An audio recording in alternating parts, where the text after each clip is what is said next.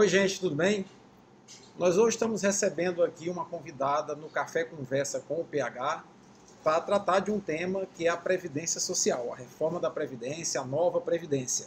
A professora Nayara Moraes é mestre, é doutora, amiga lá da UESP, do campus Clóvis Moura, e esteve agora recentemente, inclusive, em Brasília, numa audiência pública no Senado, tratando da matéria. Eu queria provocar a professora Nayara, a doutora Nayara, basicamente com um pensamento que norteia a gente, que pensa mais em segurança da sociedade, que foi a grande conquista da Constituição de 1988, o dispositivo que integra a Previdência a um pacote maior de segurança da sociedade chamada Seguridade Social, que é aquele tripé que é a assistência social, a saúde e a previdência. Exatamente no artigo 194, inciso 7º do parágrafo único, existe um dispositivo que cabe ao governo organizar a Seguridade Social em diálogo com a sociedade, notadamente dialogando com empregadores, empregados e aposentados, né? Não lhe parece que essa proposta de reforma da Previdência deveria ter levado em consideração esse dispositivo constitucional na medida em que ele prevê esse diálogo com as categorias envolvidas na Seguridade Social antes dela ser levada adiante?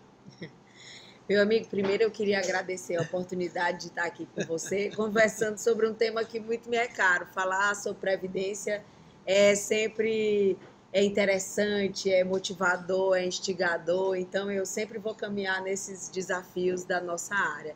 A Previdência Social no Brasil é como você fala, ela foi organizada para ser representativa dos diversos interesses. O artigo 194 da Constituição vai falar que a Seguridade Social é esse conjunto de ações de iniciativa dos poderes públicos e da sociedade, destinada a assegurar a previdência, assistência e saúde pública. Então, não é errado a gente esperar que uma proposta de emenda constitucional que vá modificar as bases de constituição da Previdência, e não só da Previdência, porque a reforma também altera a assistência social brasileira. Então, não é errado a gente esperar que isso deveria ter passado por um processo de reflexão social e que deveria ter sido ouvido, o que os conselhos, o que a representação traz de reflexões sobre a Previdência Social. No governo Temer, por exemplo, nós vivenciamos uma situação de apresentação de proposta de emenda constitucional também, né?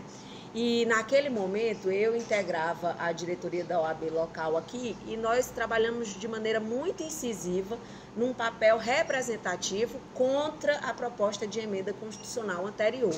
Então, naquele momento, nós falamos assim, não é possível reformar a Previdência. Mas você sabe que um dos fatores iniciais pelos quais nós entendemos que deveria ser dito não é porque a gente é contra o avanço da legislação, é porque esse avanço ele deve acontecer com reflexões, com diálogos, né? E tem que ter tempo suficiente para que as pessoas consigam entender aquilo que vai ser reformado, para que a gente consiga fazer com que não passe batido. É claro que a gente sabe que tem a representação, que nós elegemos senadores, deputados, que tem essa capacidade exatamente querendo porque, ou não, isso é uma representação. Porque é muito difícil, claro, a gente conseguir levar a voz individual, né?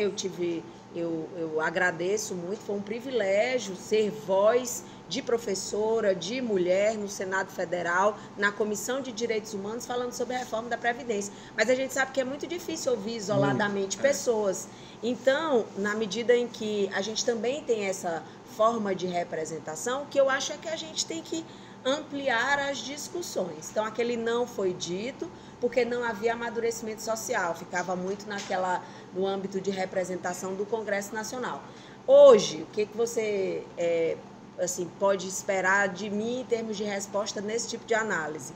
É que a gente evoluiu, né? A gente também não pode dizer que não houve um avanço, inclusive temporal, porque, claro, que na medida em que você reapresenta uma proposta de emenda no mesmo sentido, as pessoas já começaram a amadurecer aquela proposta um pouco Anterior, antes. Então, verdade. já vem amadurecendo.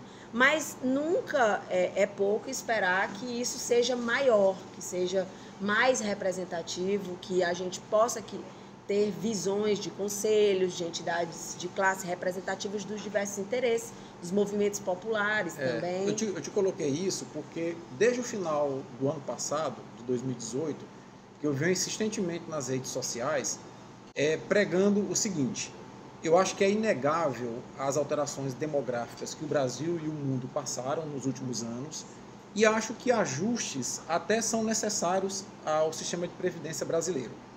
Mas eu me inspirava muito no modelo da Conferência Nacional de Saúde, lá atrás, que criou o SUS, que foi uma grande festa democrática ocorrida em Brasília, onde se discutiu quais os caminhos necessários para se implementar um sistema de saúde público que está aí há mais de 30 anos funcionando muito bem, que é o SUS, né? Então, fazendo essa analogia, né, e depois analisando o texto constitucional, eu vi que o próprio texto constitucional, no caso do artigo 194, ele prevê ações desse tipo, né? E eu acho que não seria demais o governo propor uma conferência nacional da Seguridade Social com as entidades representativas, tanto de patrões como de empregados, de aposentados e o próprio governo, para daí se tirar um grande relatório da situação de forma transparente. Acho que seria muito mais palatável para a sociedade do que da forma como está sendo feita. Com certeza. A gente tem uma posição aqui que o amadurecimento já veio começando a existir, mas claro que precisaria se consolidar. Um modelo de conferência, de entendimentos diversos, seria muito interessante para conformar a proposta. Só que a gente não tem tempo, né? A gente está num momento em que parece que tudo vai se encaminhar para finalizar até outubro. E nesse sentido, eu acho que a gente tem que usar as mídias sociais, tem que usar os contatos que nós temos com os nossos deputados, com os nossos senadores, com a imprensa, para fazer frente especificamente em algumas coisas que ainda causam um inconformismo muito grande, que a gente não entende como um avanço, a gente entende como um retrocesso. E especificamente no meu caso, eu tenho militado muito numa tese de que há possibilidade de violação de direitos humanos quando a gente trabalha uma proposta de emenda, que pode até vir a ser aprovada, né, se encaminhando tudo dessa maneira, mas que depois, com certeza, é passível de análise de inconstitucionalidade no STF por conta da impossibilidade que a gente tem de fazer alterações em cláusulas pétreas. E ainda mais a questão da vedação ao retrocesso social. Pois é, aí assim, eu fico muito preocupado porque eu estive até lendo, Nayara, alguns dados recentes do DIEESE e da própria FGV, que apontam que, na média, um trabalhador brasileiro de baixa renda, ele tem carteira assinada 5 meses por ano. No caso das mulheres, isso é até mais grave, porque, na média, as mulheres de baixa renda só conseguem ter 4 meses por ano de carteira assinada. Como a nova regra prevê um tempo mínimo de contribuição, que no caso das mulheres é em torno de 15 anos, né? Isso vai fazer, segundo os cálculos do próprio DIEESE e da FGV, com que as mulheres de baixa renda, principalmente, cheguem a 75, 76 anos de idade sem completar esse tempo mínimo de contribuição. E isso iria incorrer nisso que você fala, né? Da questão da vulnerabilidade social, de que essas pessoas não iriam ter como se aposentar. E aí fica uma outra preocupação. Se essas mulheres de baixa renda, mas que não se encaixam nos critérios do BPC, não atingirem o tempo mínimo de contribuição de 15 anos lá na frente, e também não se enquadram nos critérios do BPC, como vai ficar a situação delas? Eu imagino que a gente venha a vivenciar uma pressão em relação à assistência social no Brasil com a aprovação da reforma dessa maneira. Porque, na verdade, na medida em que eu desprotejo os trabalhadores aqui em relação à Previdência Social, que é contributiva, a gente sabe que é contributiva, você só pode acessar os benefícios previdenciários se você pagar, né? Então, vertendo contribuições, cumprindo os requisitos, você pode se aposentar, pode ter acesso aos demais benefícios. A assistência não. A assistência no Brasil, ela é encaminhada aos necessitados na forma da lei. Geralmente o benefício que capitaneia todo esse processo é o BPC, o benefício de prestação continuada, que está na LOAS, né, na Lei Orgânica da Assistência Social. E esse benefício, ele é um salário mínimo, quer dizer, já foi retirado da proposta de emenda constitucional a tentativa de supressão desses valores, porque hoje é um salário mínimo para quem tem renda inferior a 1/4, né, do salário mínimo por pessoa na família. A proposta inicial não era essa. A proposta inicial era você sair da fixação do salário mínimo, reduzir a idade em 5 anos, e aí seria para 60 anos, e aí, nesses 60 anos você teria direito a R$400.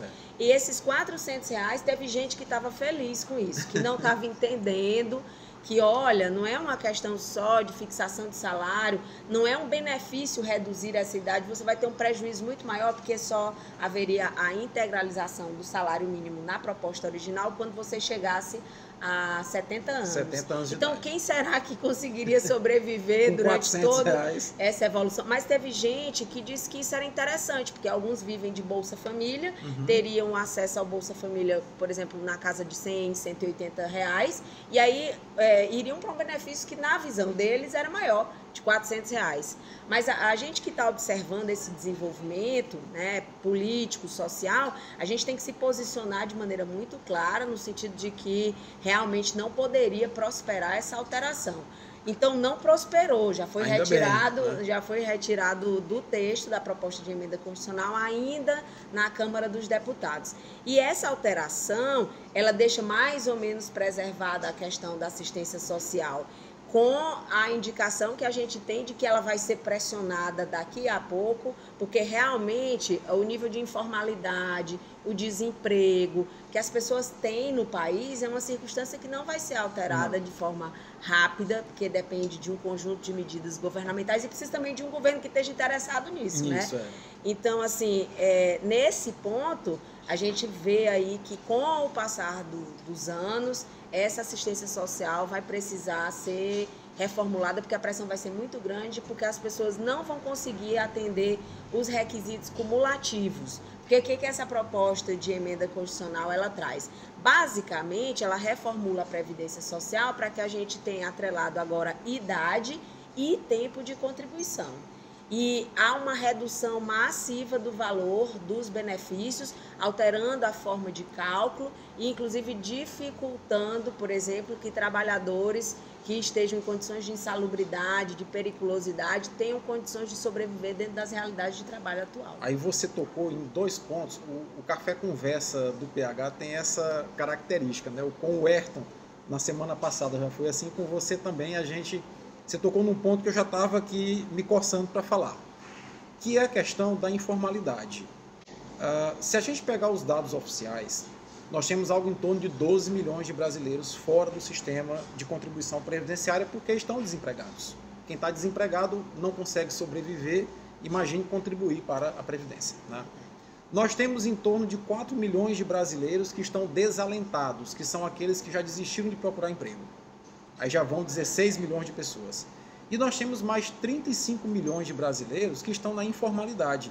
Eu tenho andado muito pelo Piauí e nas margens de BR, foi até um vídeo que eu postei recentemente, tem muita gente vivendo de bico, vendendo bolo, café, né?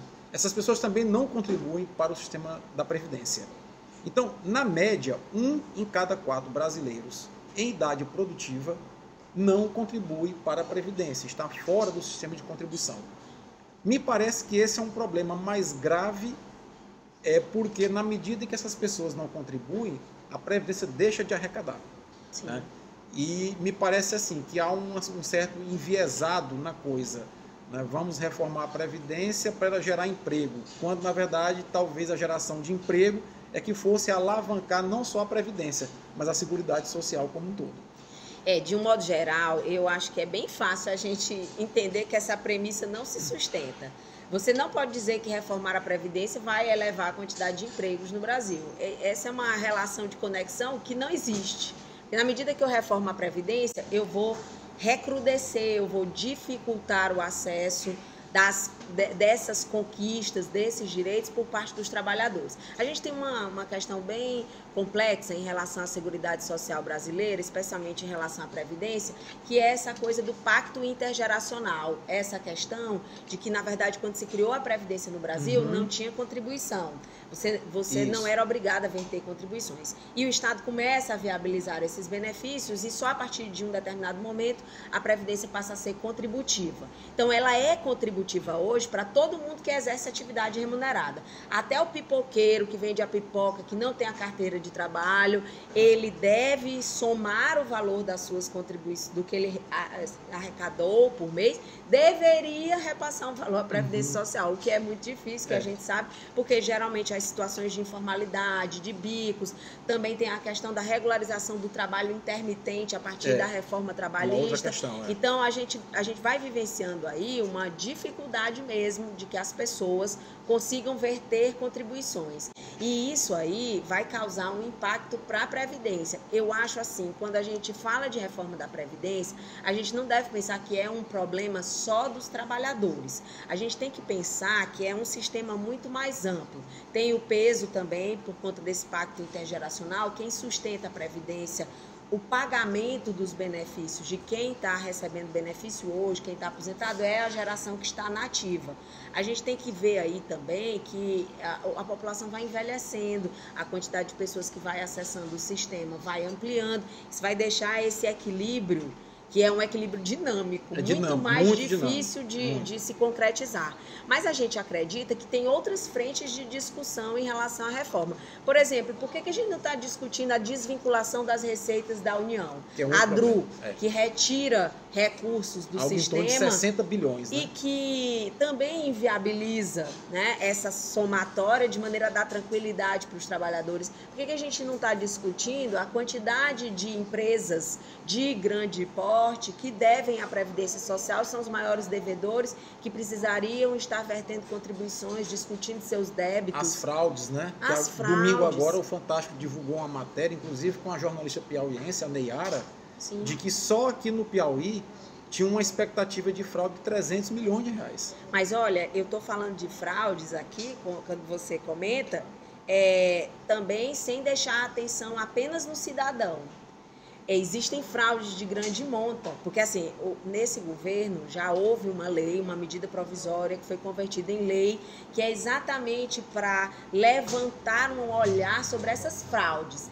Aí, se você observar bem, veja só, essas fraudes parece que sempre vêm das pessoas, só vem do cidadão sozinho, é ele que não está doente e que está mentindo que está doente. Aí eu tenho que estimular os peritos a dizer se eles estão doentes ou não estão, certamente a negar os benefícios. Olha só, tem fraude de outras montas, né? Tem empresas que não estão repassando os 20% sobre a folha. Apropriação indébita, né? Que está tornando aquele sistema também difícil. Então, eu acho assim, não vamos ter o olhar só para o cidadão individualmente falando, né?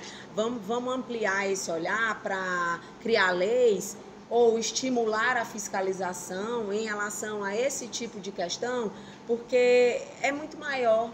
E aí eu acho que a gente não pode trabalhar na penalização do trabalhador, do cidadão, porque realmente pode acontecer, tem má fé em muitos casos, ficou bem relatado uma única pessoa, né, fazer vários tipos 300 identidades. Meio muito estranho, mas ao mesmo tempo a gente não pode deixar de entender que ninguém age só dentro da dinâmica do sistema. Com certeza. Então as questões institucionais, elas também precisam ser reavaliadas, né, porque ninguém chega a esse tipo de desfalque sem ter toda uma questão. Uma estrutura por trás. E assim, o que me chama muito a atenção nessa reforma é a questão de que aquele pacto social que foi construído em 88, ele meio que está desmoronando. Porque você colocou muito bem na sua fala agora há pouco, que a Seguridade como um todo e a Previdência como um elemento importante da Seguridade, ela, além de ser contributiva, ela tem uma base de financiamento altamente diversificada. Né? Ou seja, tem impostos que talvez as pessoas nem imaginem, que, por exemplo, impostos ou arrecadação de jogos, de azar, vão para contribuir para a Previdência. Os empregados, eles recolhem sobre o ganho dele no contra-cheque para a Previdência. Os empregadores, do mesmo jeito. Então, é uma base muito diversificada.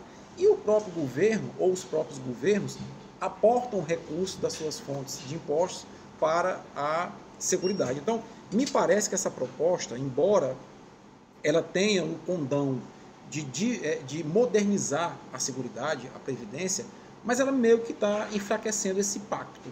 Você não acha isso, não? Eu acho que a gente tem que rever o pacto federativo também. Esse é outro ponto importante. Tenho minhas discussões em relação a isso. Mas eu acho que vale a pena a gente fazer algumas reflexões assim, no seguinte sentido. Houve uma CPI no Senado no ano passado e o resultado da CPI parece que não fez muito efeito no entendimento de todo mundo. Foi feita uma análise sobre a perspectiva do financiamento. E em relação ao regime geral de previdência social, não há déficit. Não há déficit. Muito bom, isso. E é interessante, porque ninguém se conscientiza disso. Assim, olha, tá lá, é uma CPI, foi feita, tem a chancela do Senado Federal, mas parece que as pessoas ainda continuam justificando o déficit como uma forma de dizer que está faltando recurso, que tem que reformar a Previdência. Olha só, a Previdência, quando ela foi constituída, a Constituição Federal já foi sábia no sentido da diversidade da base de financiamento. Então, não é uma questão de um determinado tipo de recurso custear aquilo. É toda uma infinidade, é todo um conjunto. Você fala do concurso de prognósticos em relação aos sorteios, mas a gente tem outras fontes de financiamento, além de trabalhadores, além na situação dos servidores públicos, dos próprios aposentados, que continuam vertendo contribuição. Então, existe toda uma dinâmica.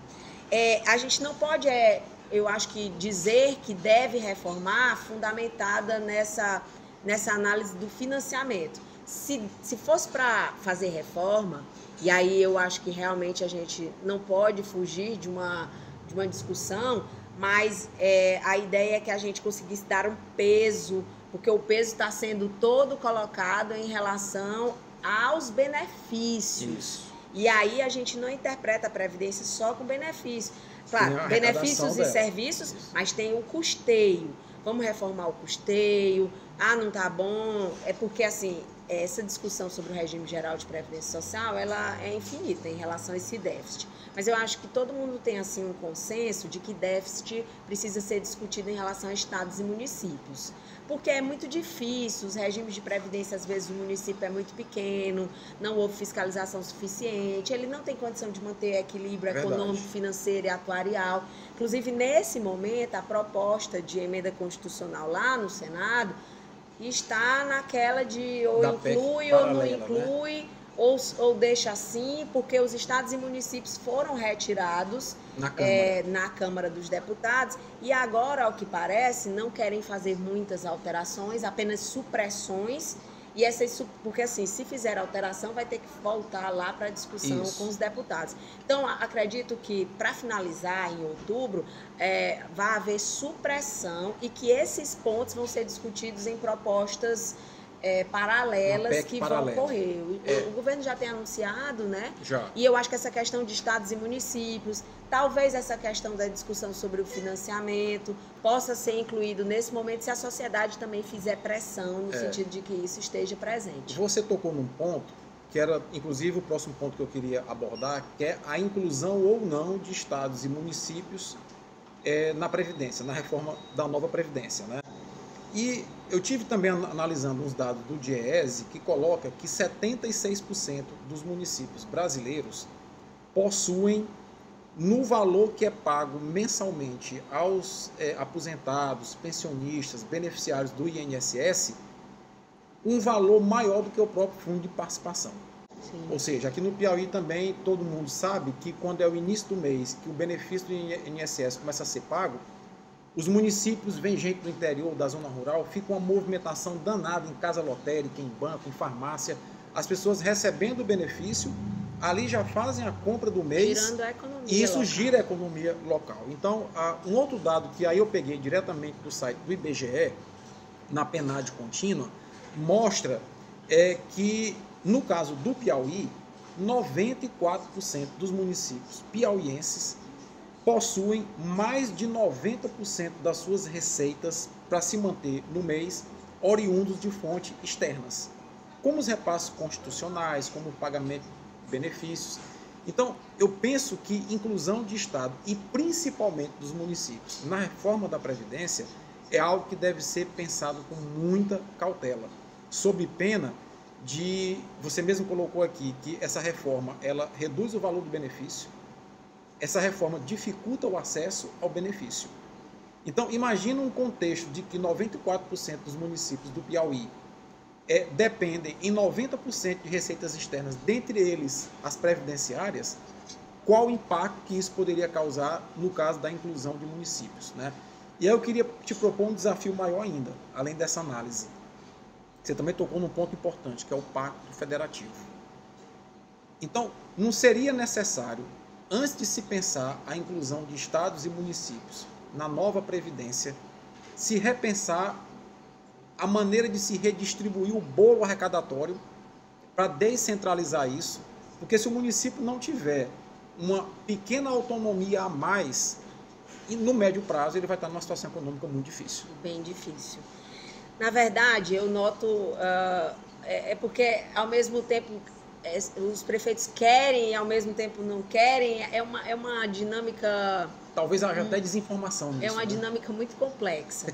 Se a gente fosse falar em ordem de legislação, eu acho que a gente tinha que ter começado pela reforma política. Isso. E aí depois a gente ter feito todo o encaminhamento. Mas a gente começou pela trabalhista, vai consolidar a previdenciária, porque eu acho que não tem como fugir. Por isso que eu parei de dizer não. Olha, não, cara, vamos dizer sim logo, vamos dizer sim, mas isso aqui vamos tirar, sim, mas isso aqui nós vamos mudar, sim, mas isso aqui nós vamos mexer. A partir daí, eu tenho o entendimento seguinte, que a gente não vai mais ter como dizer se inclui ou não inclui estados e municípios. Eu acho que eles não vão deixar de passar por essa discussão, sabe? Porque quem hoje aqui está sendo afetado diretamente com a reforma são os trabalhadores da iniciativa privada, né? Quem tem vínculo seletista, e os servidores públicos federais. Isso. Então, você começa a trabalhar uma dinâmica de que os servidores federais vão fazer pressão em relação aos servidores estaduais e vão fazer uma pressão em relação aos municipais. Existe essa questão, essa coisa que ninguém pode fugir, é que existe rombo nessas previdências menores. Os municípios não conseguem, têm débitos. Muitos municípios que não têm regime próprio de previdência, e aí eu estou falando um dado bem público, bem tranquilo em relação a Piauí. Foi noticiado em jornal há pouco tempo que os repasses para a Previdência Social por parte dos municípios estavam zerados. Nossa Senhora. Porque, na verdade, o município não tem regime próprio de previdência, mas ele precisa verter contribuições para o regime geral de previdência social. Isso. E aí chegava uma situação em que a única fonte de recurso do município é o FPM, você recebia aquele recurso, você tem que pagar a folha, você tem que encaminhar. Então, alguns prefeitos estariam nessa situação extremamente difícil, tendo que fazer essa opção, e aí é uma opção complexa, que envolve fiscalização da Receita Federal, envolve denúncias por apropriação. É bem difícil a gente trabalhar tudo isso. E aí você diz assim, mas olha, não teria como fazer, Nayara, porque o prefeito, como ele precisa executar políticas públicas, não tem recurso para tudo, a arrecadação dos municípios ainda é incipiente. Eu acho que a gente tem que, claro, caminhar politicamente para PEC do Pacto Federativo andar, para a gente ter uma melhor repartição. Eu acho essa essencial. Talvez se ela tivesse vindo antes da Previdência, o cenário não fosse tão... Mas aí é aquela coisa, a gente, né, nunca dá para sair dentro da ordem que a gente espera. Então, eu acho que assim, ainda é tempo dos municípios estarem vinculados na associação local, mobilizados politicamente, porque não adianta você dizer assim, só que é uma questão de direito. Não, é uma questão política, é uma questão de força. Se tem força a reforma da Previdência agora para fazer movimento, tem que ter força a questão do Pacto Federativo. Então, o movimento municipalista precisa ter frente parlamentar, precisa estar engajado nisso. Às vezes eu acho que está meio morno, parece que as pessoas estão meio acomodadas com a realidade que tem e não estão entendendo que mesmo que a reforma da Previdência não chegue estados e municípios, ela vai acabar atingindo as economias locais, porque as pessoas hoje não vivem só com fonte de rendas oriundas daquele município, né? Elas moram naquela localidade, mas têm a atividade de ambas as esferas. Então, eu tenho um servidor público federal, que às vezes está no município, essa pessoa vai ter dificuldades, porque sua família vai sofrer constrição, fora a questão dos benefícios assistenciais, porque na medida em que eu retiro as pessoas da proteção previdenciária, vai ter uma ampliação da pressão em relação aos benefícios assistenciais, em relação ao corte, à não concessão.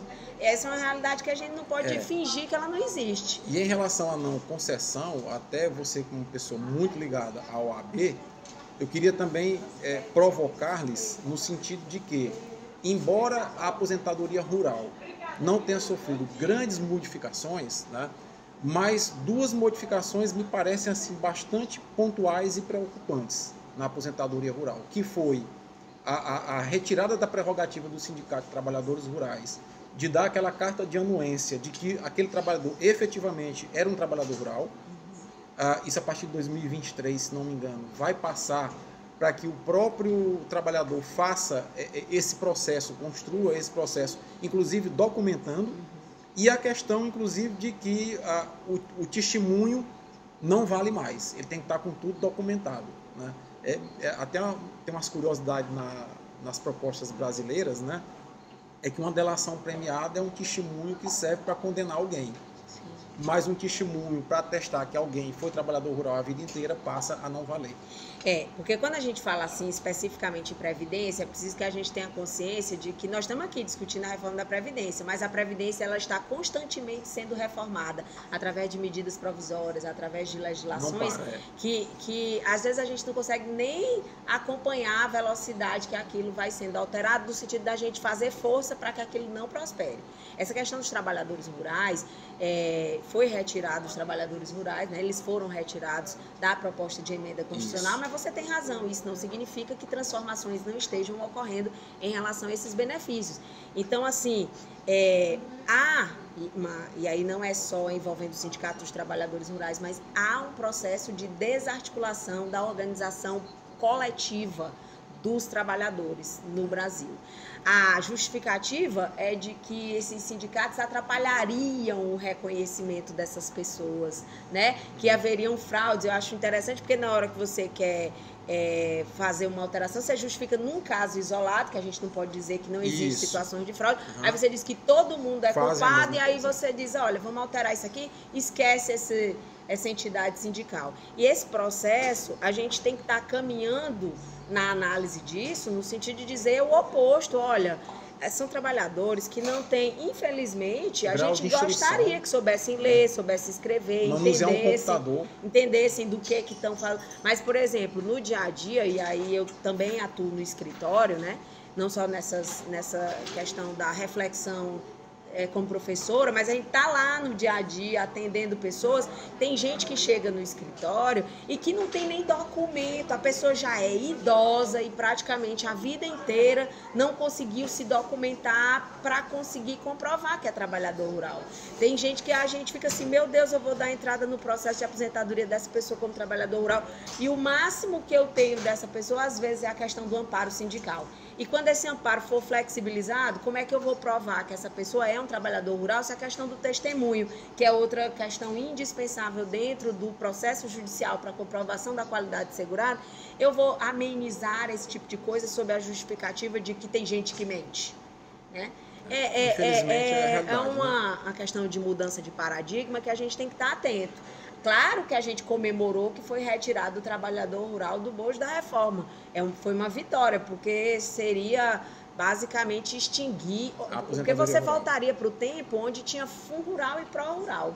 Mas se você sabe uma coisa que parece que não sai da discussão do pessoal, essa ideia do trabalhador rural. Lá no Senado, quando eu tive a oportunidade de participar da audiência pública, tinham vários técnicos antes de começar conversando, e teve alguém que chegou lá e disse assim, olha, tem que tirar o trabalhador rural da Previdência Social, porque o trabalhador rural ele é o peso da Previdência, porque ele não contribui efetivamente. E aí ele é custeado por outras pessoas. Veja só, a primeira coisa que é preciso ser dita é que o princípio base de constituição da Previdência no Brasil é a solidariedade. Então, isso é o que justifica o trabalhador rural estar nessa condição. Há uma questão de solidariedade de sistema. Alguns pagam e ele, por benefício legal, não precisa verter contribuições necessariamente. Até porque, como é que você vai esperar de uma pessoa que vive em regime de economia familiar, que ela tem condição, que basicamente ela produz ali o feijão e tem que comer, produz o arroz e tem que comer. Isso quando a região é uma região boa. Isso. Porque no mais, a gente ainda vivencia todas as intempéries que existe do próprio trabalho rural. Então, eu quase saí no tapa lá, eu tinha vontade de brigar, porque eu disse assim, como é que pode uma pessoa estudada, com educação, com toda uma concepção de sociedade, vem dizer que eu tenho que tirar o trabalhador rural porque ainda é tempo. Ainda é o peso. Ainda é tempo que é um peso. Olha só, o artigo 7º da Constituição é que parou os trabalhadores. Amigo, já passou essa época aí em que os trabalhadores urbanos e rurais não eram equiparados. Eu não vou voltar para a época do Fundo Rural, do Pró Rural, porque você está achando que é um peso na reforma da Previdência. Então, eu acho assim... a gente sempre tem que lutar para colocar o paradigma certo, o olhar sobre a perspectiva adequada. A questão coletiva, ela é importante ser consolidada, é importante a gente ainda trabalhar na resistência de que eu tenha os movimentos, os advogados pressionarem para que os magistrados ainda analisem documentos sindicais. A gente sabe que aí existe a questão da limitação da lei, mas... que, claro, o judiciário vai agir dentro dos limites da legalidade, mas o fato, e aí eu vou te dizer, de que o Brasil também é signatário de tratados internacionais, isso tem um peso. De que o Brasil tem convenções em que pactua a dignidade da pessoa humana. Eu acho que isso ainda pode ser a saída e ultimamente eu tenho, por exemplo, me dedicado a estudar cada vez mais de que maneira essa jurisdição internacional pode trazer impactos aqui dentro do nosso direito cotidiano. Bom, gente, a conversa tá boa, o assunto é instigante, a gente passaria aqui talvez o dia inteiro falando de previdência, porque tem muita coisa ainda a abordar, né? Mas eu queria fazer as minhas considerações finais e pedir à professora Nayara também que fizesse as suas considerações. Na minha perspectiva, professora, a Previdência, da forma como está sendo reformada, ela vai trazer uma série de impactos negativos e principalmente para as populações de baixa renda.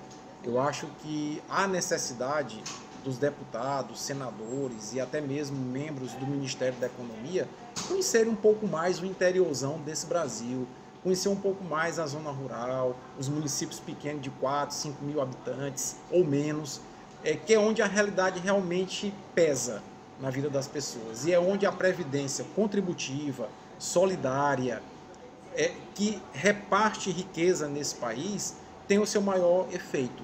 Olhar simplesmente para os números me parece uma condição tanto quanto fria de tratar uma situação tão delicada como o futuro das pessoas, a velhice das pessoas. Então fica aqui o espaço para você fazer suas considerações finais. É verdade. Olha, eu queria agradecer a oportunidade, dizer que sempre é um prazer conversar sobre Previdência. Quero deixar a mensagem final, mas vou logo explicando. Olha, eu não tenho nada de radical, sou uma pessoa de princípios de razoabilidade, de comunicação, mas eu defendo direitos humanos. Porque a gente está no momento que quando a gente fala em direitos humanos aqui no Brasil, vão taxar a gente de radical, de extrema esquerda. Né? Eu vou dizer o seguinte, a Previdência precisa evoluir, né? Eu acho que a gente tem que também entender que existe uma questão que, apesar de não ser a frente financeira a única base de resolução das decisões, mas é importante considerar aspectos econômicos, aspectos de população, número de benefícios. Essa coisa dos números fazem parte dessa necessidade. E aí eu vou fazer uma justiça de dizer que houve reforma da Previdência no governo Fernando Henrique Cardoso, houve reforma da Previdência no governo Lula, houve reforma da Previdência no governo Dilma, e nenhuma veio necessariamente para facilitar a vida de ninguém. Então, não é um discurso que ataque governos ou que ataque pessoas. A gente fala que se posiciona de maneira contrária a muitas coisas que estão no texto, porque a gente tem consciência de que, ao mesmo tempo que precisa evoluir, precisa ver questões numéricas, a gente tem que ter razoabilidade de entender que aquilo vai ter impactos muito maiores na dignidade e na cidadania dos trabalhadores. Então, a gente tem que ter um outro olhar, que é aquele olhar que caminha ao lado dessas reflexões, no sentido de tentar trazer essa razoabilidade. E eu acho que a razoabilidade aí parte pela perspectiva da vedação ao retrocesso social, que a gente tem que levar em consideração isso, porque não tem como reformar e depois chegar a uma situação em que está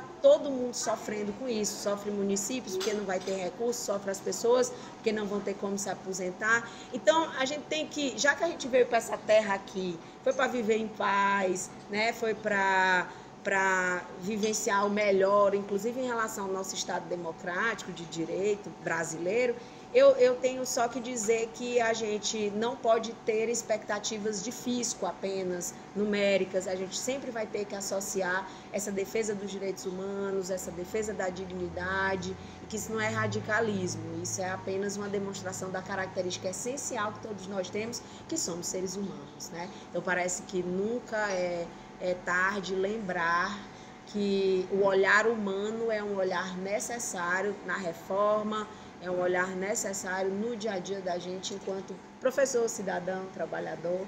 E é assim a minha mensagem. Pois queria agradecer mais uma vez a professora doutora Nayara Moraes está aqui conosco, né? Agradecer também a Livraria Anchieta, que sempre abre esse espaço para esse quadro, e o Café Show, sempre que você quiser, vem aqui na Anchieta, lê um livro, toma um café, que faz parte também do nosso cotidiano. Forte abraço. Agora vamos pro café, né? Até a próxima, vamos pro café. Tchau.